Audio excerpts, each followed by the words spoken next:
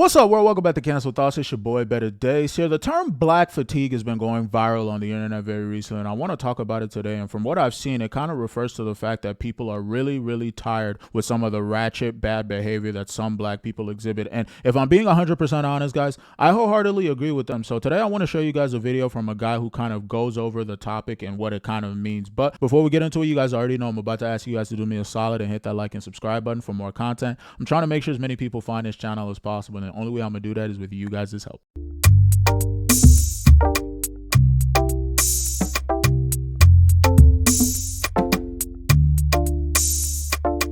Black fatigue is real. Everybody is tired of black people, but it's two specific types of black people that everyone is tired of. Number one, everybody is tired of loud, ghetto, and ratchet, and violent, and mean, and angry all the time.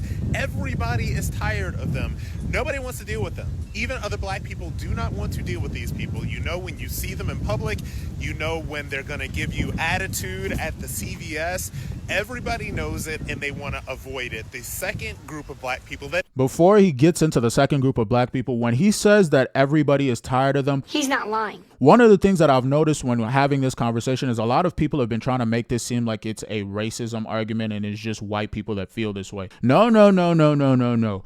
Other black people feel this way as well. So we can't necessarily try to invalidate this by making this a race issue. That's number one. Number two, one of the things that I've been trying to do over the last year, and hopefully I get this done within the next year, is I've been trying to purchase property. And one of the things that I'm trying to do is become a landlord. And when I'm kind of looking at where I want to buy property, one of the things that I've noticed is the neighborhoods in which it's easier to acquire property are the neighborhoods that nobody necessarily wants to live in. And that's sad. And the reason nobody wants to live in those neighborhoods is because of the people who also reside in those neighborhoods. And I'm going to ask you guys a question. Who do you think the bulk of that population is that people don't necessarily want to live near? And why do you think people don't necessarily want to live near those people? It's primarily because those people are ghetto, ratchet, violent people, and nobody wants to live in a neighborhood where they're constantly having to look over their shoulder and make sure that they're not wearing the wrong colors or whatever. And it's not something that a lot of people kind of want to acknowledge, and people try to virtue signal and say, well, this is just a circumstance of their upbringing and whatnot, and try to kind of make it seem like these people don't also have personal responsibility. That everybody is tired of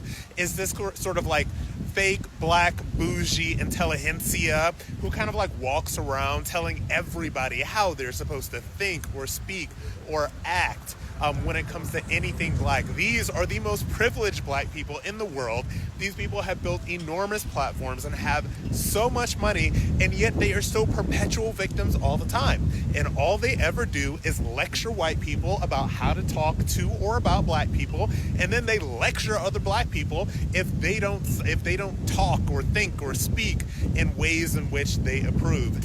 Black fatigue is real. Everybody is so tired of both of these groups of black people that they don't know what to do. So yeah, black fatigue is real, and I got it.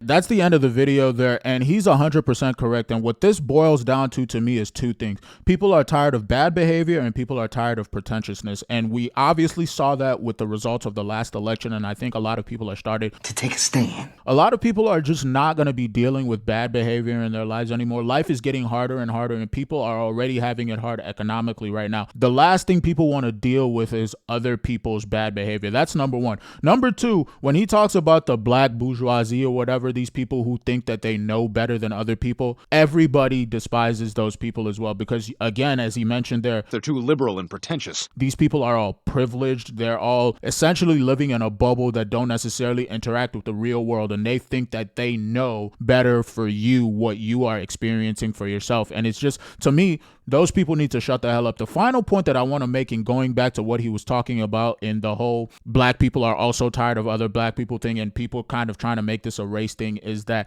yo, this isn't just a racial thing. And yes, maybe there are some, let's call it racist people out there who are using this as a vehicle to kind of manifest their racism, but we're not talking about those people right now. What we're talking about is you and your bad behavior, and the fact that your bad behavior is leading to bad outcomes for you and everybody else. When people try to invalidate this and make this a racial argument, I think it's kind of, and the only real way that they can make that argument is by saying, well, the whole term black fatigue is kind of making black people a monolith or whatever. And that's obviously not the case. Anybody who isn't thinking emotionally right now, we can clearly see they're talking about the ratchet ghetto people. And if you're not one of those people, everything that he's saying here makes a lot of sense to you. And that, yeah, there are a lot of black people who are really ratchet and ghetto and just grew up wrong. And that's not necessarily their fault the way they grew up, but there is a level of personal responsibility that they have to have in understanding that, yes, now that you've become an adult, it is your responsibility to start acting better. It's your responsibility to start trying to give back to your community. It's your responsibility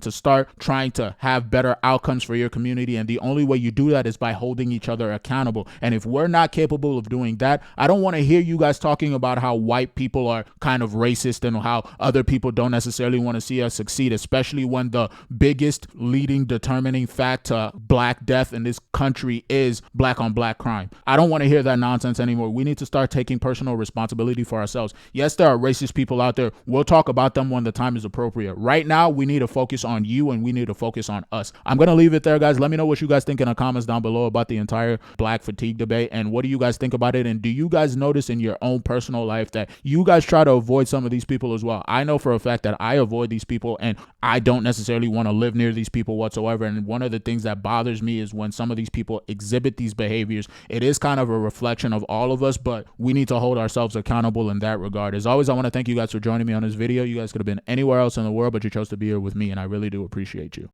If you liked what you heard today, do me a solid and like the video, share the video, and subscribe if you haven't already. Those things really do help out the channel a lot, guys. And if you didn't like what you heard, thanks for allowing me to occupy your time. Consider leaving a comment in the comments down below, letting me know exactly what it was that you disagreed with, and maybe we could talk about it. Either way, I appreciate each and every one of you guys for pressing play on this video, and I'll see you guys on the next one. Peace.